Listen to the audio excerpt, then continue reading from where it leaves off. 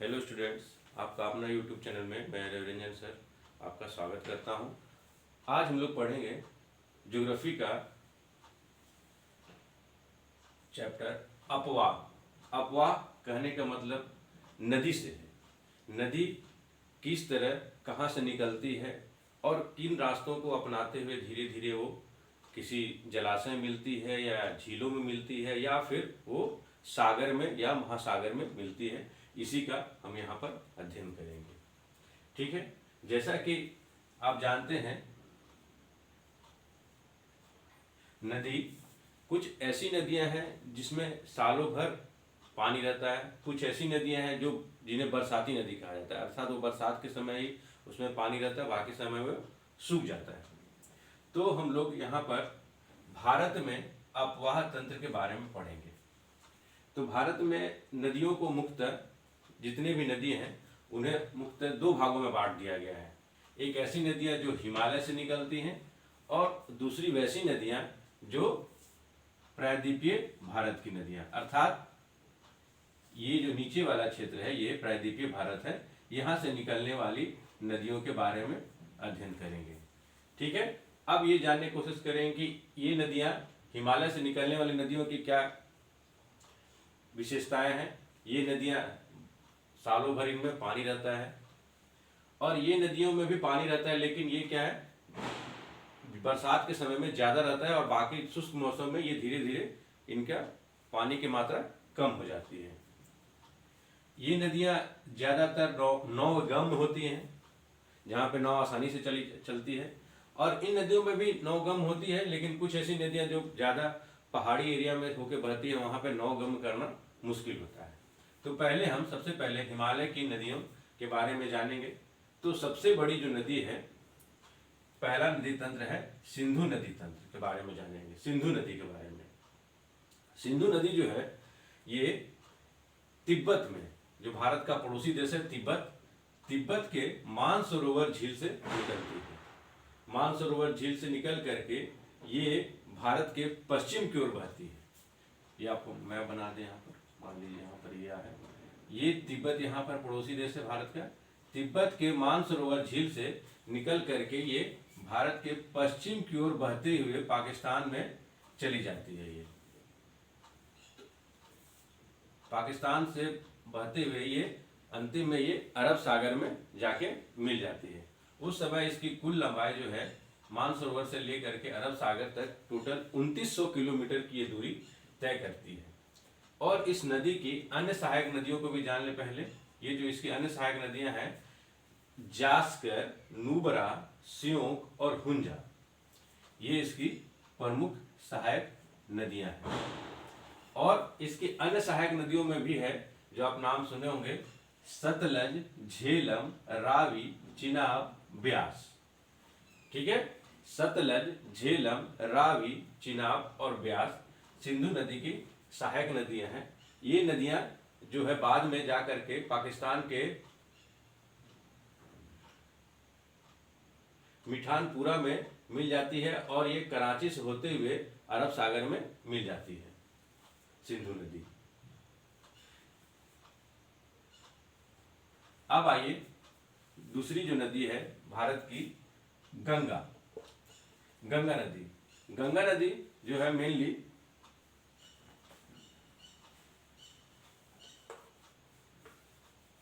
हिमालय से निकलती है और ये एक जगह है जिसका नाम बोला गया है गंगोत्री से निकलती है, जहां पर इसे भागीरथी नदी के नाम से जाना जाता है। उसके बाद एक और नदी जो जिसका नाम है अलकनंदा, और ये आकर के देवप्रयाग में आकर के मिलती है। देवप्रयाग जो कि है उत्तराखंड में एक जगह है देवप्रयाग, वहां पर आके मिलती है और ये गंगा के नाम से फिर जानी जाती है।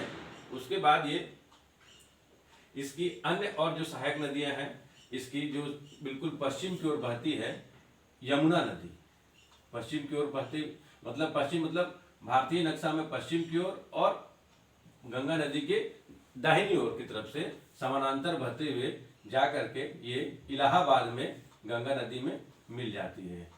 इलाहाबाद में ये गंगा यमुना का मिलन हो जाता है और यमुना नदी जो है यमुनोत्री नामक एक जगह से निकलती है और इसकी अन्य सहायक नदियों में जैसे कि आपका बेतवा, चंबल इत्यादि इसकी अन्य सहायक नदियां हैं। और गंगा की और अन्य सहायक नदियों में कौन सी नदी है जान लीजिए, सोन नदी जो इसकी बड़ी सहायक नदियों में से एक है। अन्य नदी में है घाघरा, गंडक, कोसी जो कि नेपाल से निकलते हैं। ये सब नेपाल से निकल करके गंगा में मिलते हुए और गंगा के क्षेत्र को बढ़ाते हुए जाती है और अंत में ये जाकर के बंगाल की खाड़ी में गंगा नदी मिल जाती है। बंगाल में खाड़ी मिलने से पहले ये ब्रह्मपुत्रा नदी से मिलती है। ब्रह्मपुत्रा नदी के साथ मिलने के बाद ये गंगा और ब्रह्मपुत्रा के जो मेल से वहां पर बांग्लादेश में इसे मेघना के नाम से जाना जाता है। याद रखिएगा, मेघना के नाम से, मेघना के नाम से जानी जाती है और ये फिर अंत में बंगाल की खाड़ी में मिल जाती है। अब आइए तीसरी नदी, ब्रह्मपुत्रा नदी। ये नदी जो है ये भी मानसरोवर झील से निकलती है। जैसा कि पहला सिंधु नदी जहां से निकलती है, इसी के पूर्व की तरफ से मानसरोवर झील से निकलती है और ये इस तरह नेपाल के बहते हुए, नेपाल के भारत के समानांतर चलते हुए ये आते और ये अरुणाचल प्रदेश में आकर के घूम जाती है।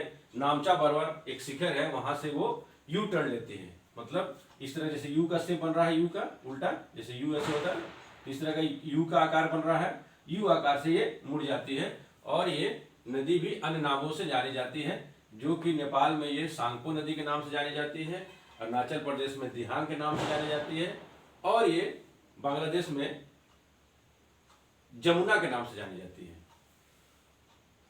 जमुना के नाम से। और ये फिर गंगा के साथ मिल करके ये बंगाल की खाड़ी में मिल जाती है। इसके अन्य नाम भी हैं जो आप याद रखिएगा, दिबांग, लोहित, केनुला। ये ब्रह्मपुत्रा नदी के अन्य नाम है, दिबांग, लोहित, केनुला। ये हो गए आपके हिमालय की नदियों में प्रमुख नदी। एक हो गया सिंधु नदी, दूसरा गंगा, तीसरा ब्रह्मपुत्र। अब हम लोग जानने की कोशिश करेंगे प्रायद्वीपीय भारत की नदियां। प्रायद्वीपीय भारत की नदियों में पहला नदी नर्मदा को पहले जानने का प्रयास करेंगे। नर्मदा नदी जो कि मध्य प्रदेश के अमरकंटक नामक पहाड़ी से निकलती है और ये नदी ये भ्रंश घाटी से होकर बहती है। भ्रंश मतलब पहाड़ों के बीच से रास्ता को काटते हुए जाती है और ये नदी जो है, ये देखिए यहाँ बीच में है आपका मध्य प्रदेश और ये मध्य प्रदेश और गुजरात होते हुए ये अरब सागर में जाकर के मिल जाती है। अरब सागर में जाकर के मिल जाती है और ये जबलपुर में ये एक धुआंधार जलप्रपात का वहां पर निर्माण करती है, जो कि दर्शनीय स्थल भी है आपका जबलपुर में। उसके बाद और एक और दूसरी नदी तापी नदी, ये दो नदियां ही जो प्रायद्वीपीय भारत की नदी है जो अरब सागर में मिलती है, जो बड़ी नदियां। और अन्य नदियां भी हैं लेकिन ये दो बड़ी नदियां ही, क्योंकि प्रायद्वीपीय भारत की अधिकतर नदियां जो है बंगाल की खाड़ी में मिलती है। मतलब इधर बंगाल की खाड़ी में मिलती है, अधिकतर नदियां बंगाल की खाड़ी में मिलती है। और ये जो प्रमुख नदियां, दो नदियां जो कि है नर्मदा और तापी।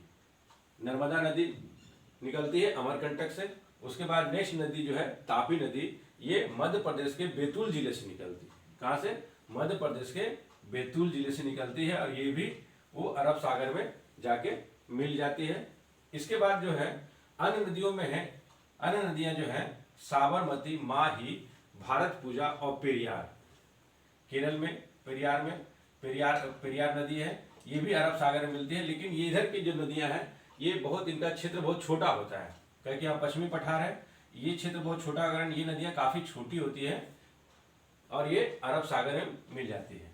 अब जो है प्रायद्वीपीय भारत की बड़ी नदियां जो कि पश्चिमी घाट से निकलती है, अब उसको जानने का पहला देखेंगे गोदावरी नदी, जो कि है महाराष्ट्र के नासिक जिले से निकलती है। महाराष्ट्र के नासिक जिले से निकलती है और ये पश्चिमी घाट के ढलानों से निकलते हुए बंगाल की खाड़ी में जाके मिलती है। और इसकी अन्य सहायक नदियों में जान लीजिए पेनगंगा, वेनगंगा, पूर्णा, प्राणिहत्ता और माजरा।